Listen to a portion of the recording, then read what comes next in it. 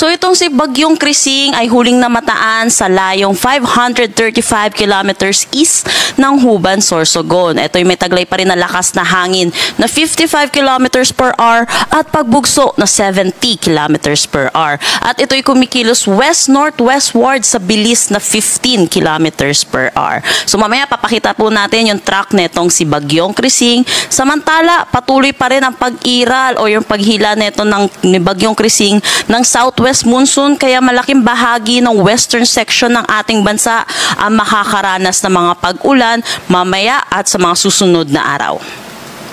So ano po ba inaasahan natin na track netong si Bagyong Krising? So si Krising, inaasahan natin magi-intensify ito into a tropical storm category ngayong araw. At base dito sa ating track, at 2 a.m. ng July 18, 2025, nasa layong 365 kilometers east na siya ng Birac, Catanduanes.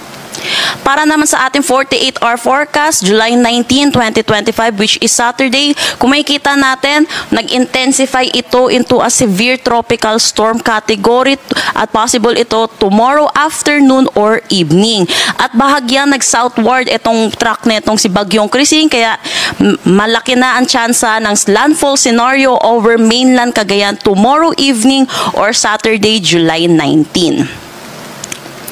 So pagdating naman ng 72-hour forecast natin, July 20, 2025, which is Sunday, nasa labas na to ng ating Philippine Area of Responsibility at inaasahan severe tropical storm pa rin ang kanyang category at ito'y mataan sa layong 285 kilometers west-northwest ng Lawag City, Ilocos Norte.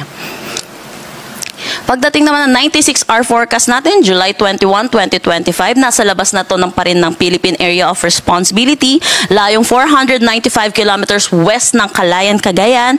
At ito, kung makikita natin, isa na siyang typhoon category. Pero wala naman, possible po, wala naman na itong direktang epekto sa anumang parte ng ating bansa.